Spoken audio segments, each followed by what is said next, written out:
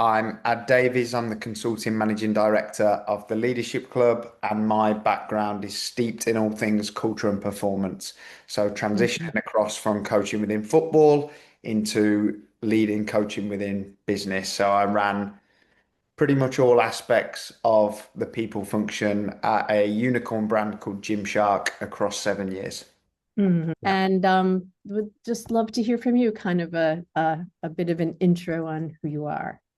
Yeah, so my background is nearly 20 years in professional sport, playing for teams in the English Premier League like Tottenham Hotspur and Norwich City and Burnley, as well as playing internationally for Northern Ireland, if you couldn't tell from the accent. But that is feels like a lifetime ago, Carol, because I stopped 16 years ago, and when I um, started the second act of my career, just as I'm about to start the third act. I went into keynote speaking, and it was all around performance psychology because I love the ability to improve your level of performance by Hmm. incorporating all things mindset and psychology.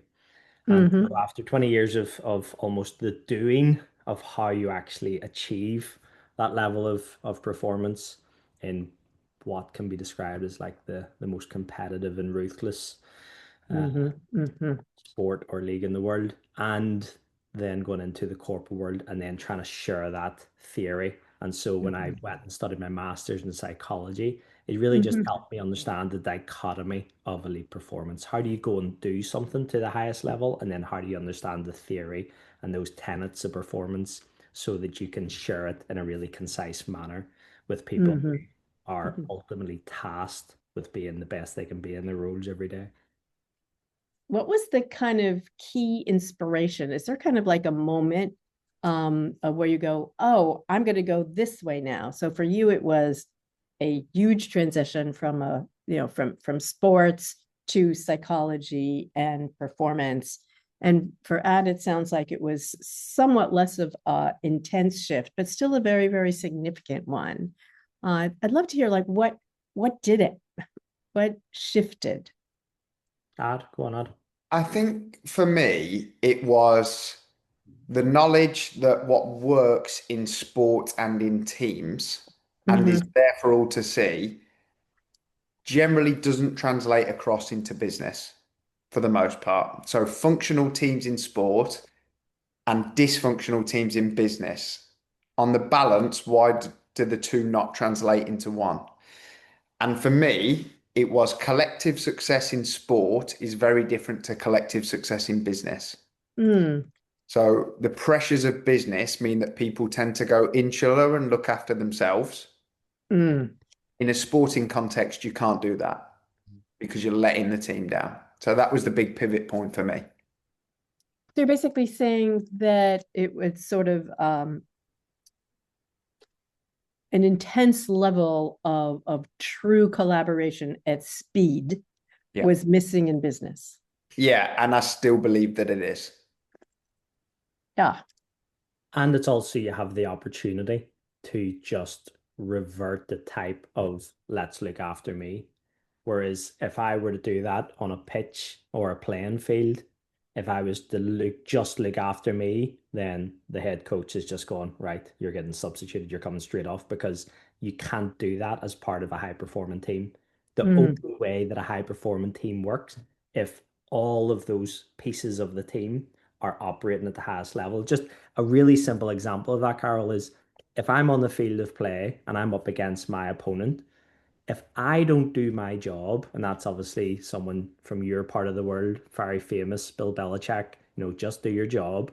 If I don't do my job for 5 seconds, then my opponent can be 50 yards away from me because that's how fast elite athletes can run in 5 seconds. They can run 10 yards a second. So my man is 50 yards away from me because I've switched off for 5 seconds. Now, in the corporate world, you can switch off for not just 5 seconds, you can switch off for Mhm. 5 days, 5 weeks, and you could probably still get away with it.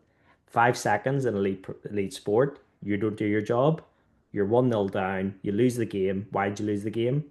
Because I switched off for 5 seconds. So that's the kind of the level of intensity of sport and how that doesn't necessarily revert into the business world. But if you had that type of performance in the business world, you think you can go through the roof. For either slash both of you, what is the most significant shift you've seen as a result of your, work with business teams, like a before and after? Um, for me, it's that before there's almost a locked door on the level of safety regarding these conversations. Mm-hmm. And I believe it's because with all the will in the world, people don't know how to unlock it because they don't know what good looks like with other people. They've been Mm. promoted mainly from technical specialism, provided with teams of people to lead, and they've done what good looks like from what they know. And after we work with people through the leadership club and expose them to what elite looks like in various different fields, there's an appreciation for how they might practically make that safe the very following day. And you don't get that from a deck or a report. You get it from actually living it and forming as part of your culture and your behavior. Mm. Yeah, Beautiful. it's funny, Carol. Our tagline at the Leadership Club is perspective fuels performance. Is And what? so perspective fuels performance. Mm-hmm. And so one of the very, very simple ways that we pitch our business and our work to our clients is Mm-hmm. because if you're working at a multinational, you need to be delivering world-class performance. That's Mm-hmm. just an expectation. You've got a massive company, 100,000 staff, turning over billions. You need to be at the top of your game. And our question is, how are you expected to deliver world-class performance if you've never been around world-class performers? Oh, And beautiful. the whole book, sort of Jim Collins, Good to Great. Yeah. But lots of people are good, otherwise they wouldn't be in the role. But how do they get to that greatness? And it's like, well, what's my model of greatness in this role? Well, as I'd alluded to it, my model of greatness is, well, my boss just keeps his head down. They just do that, just looks after himself. And when everything goes wrong, everybody puts their head down. So there's nobody putting their head above the parapet. So all of Mm-hmm. these issues that we see in the corporate world and we're trying to share. And so when you're talking about that one point, I think ads hit the nail on the head. It's more to do with the fact that you're unlocking potential. And in my experience, after 33 years of working across various high performance environments, the Mm-hmm. only way that people can unlock potential is through this their mindset, their attitude, their thinking, whatever you want to call it, their mentality. It's not through their technical expertise, because if they didn't have that, they wouldn't be in the role. So once Mm-hmm. it's like walking into a Premier League, excuse me, it's like walking into a Premier League locker room. Everybody's an incredible athlete, otherwise they wouldn't be in there. Everybody's amazing technical players.